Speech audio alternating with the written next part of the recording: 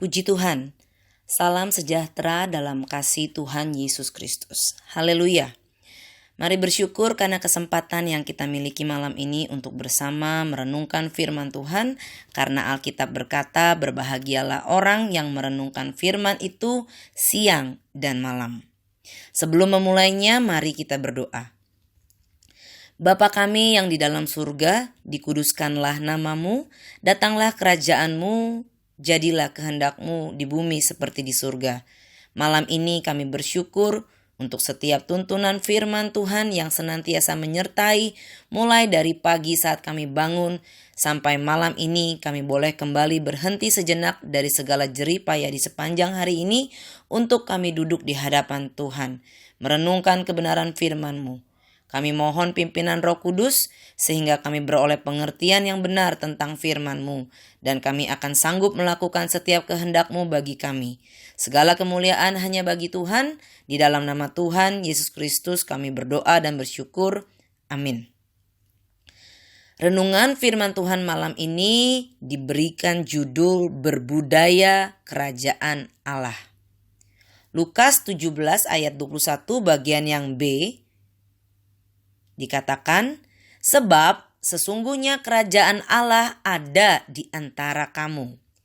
Ya, firman Tuhan datang malam hari ini agar kita terus ingat dan tidak boleh lupa dan sadar bahwa sesungguhnya setiap orang percaya adalah anggota dari kerajaan Allah.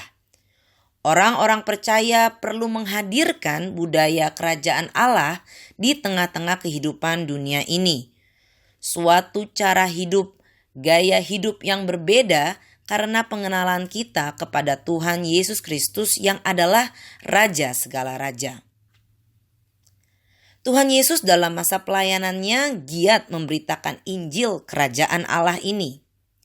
Matius 4 ayat yang ke-23, Yesus pun berkeliling di seluruh Galilea, ia mengajar dalam rumah-rumah ibadat dan memberitakan Injil kerajaan Allah serta melenyapkan segala penyakit dan kelemahan di antara bangsa itu. Puji Tuhan, ada begitu banyak rahasia kerajaan Allah yang diberitahukan kepada orang-orang percaya melalui firman Tuhan. Tuhan Yesus berkata bahwa kepada kita diberitahukan rahasia kerajaan Allah. Karya penebusan yang Tuhan Yesus kerjakan di atas kayu salib memindahkan, memerdekakan kita dari perhambaan dosa dan menjadikan kita warga kerajaan surga. 1 Yohanes 4 ayat yang ke-5 dikatakan bahwa kita tahu bahwa kita berasal dari Allah dan seluruh dunia berada di bawah kuasa si jahat. Oleh sebab itu, hidup orang-orang percaya tentu harus berbeda dari keadaan dunia. Orang-orang percaya yang berbudayakan kerajaan Allah. Dalam perenungan malam ini, dua hal dari firman Tuhan akan menolong kita mengenal budaya kerajaan Allah. Yang pertama, 1 Korintus 4 ayat yang ke-20.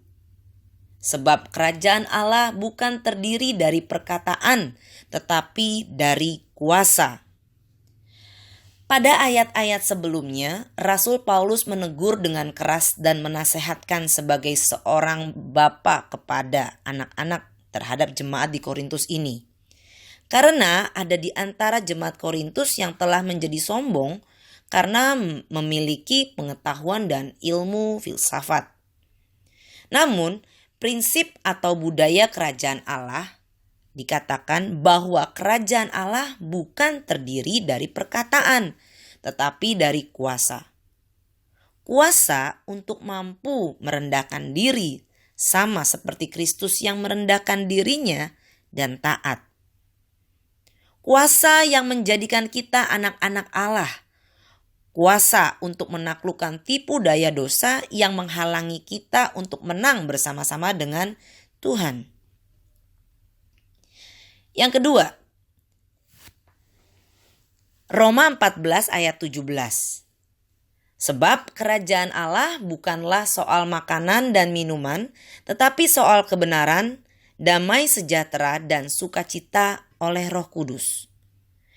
Pada ayat firman Tuhan yang semula kita telah baca dalam Lukas 17, di ayat yang sebelumnya, yakni di ayat yang ke-20, ada jawaban Tuhan Yesus atas pertanyaan orang-orang Farisi, yaitu bahwa kerajaan Allah datang tanpa tanda-tanda lahiriah, bukan tentang hal-hal jasmani, bukan tentang makanan dan minuman.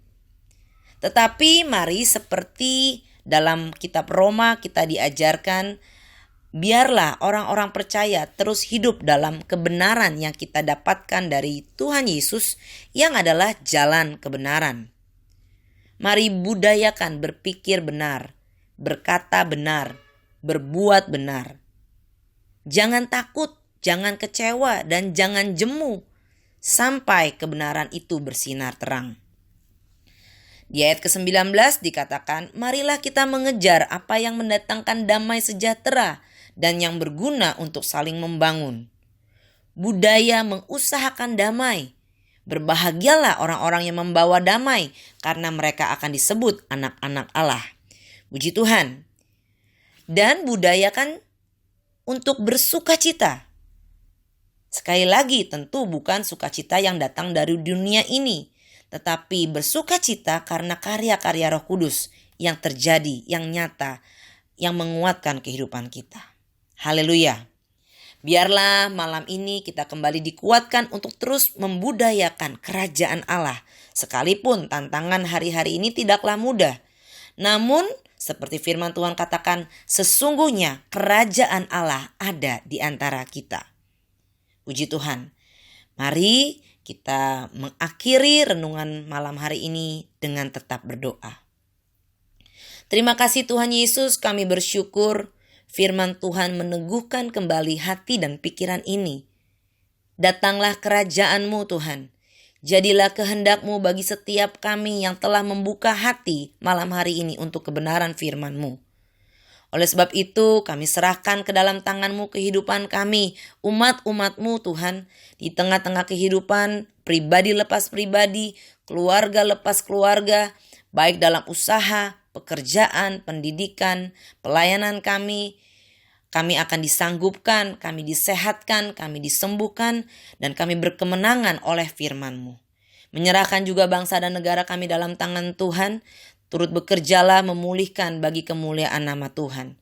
Kami bersyukur dan mengalaskan setiap doa sembahyang kami ini di dalam nama Tuhan Yesus Kristus. Haleluya. Amin. Sosyanim, bangkit, kuat, menang. Kobarkan terus api Pantekosta. Selamat malam, Tuhan Yesus memberkati.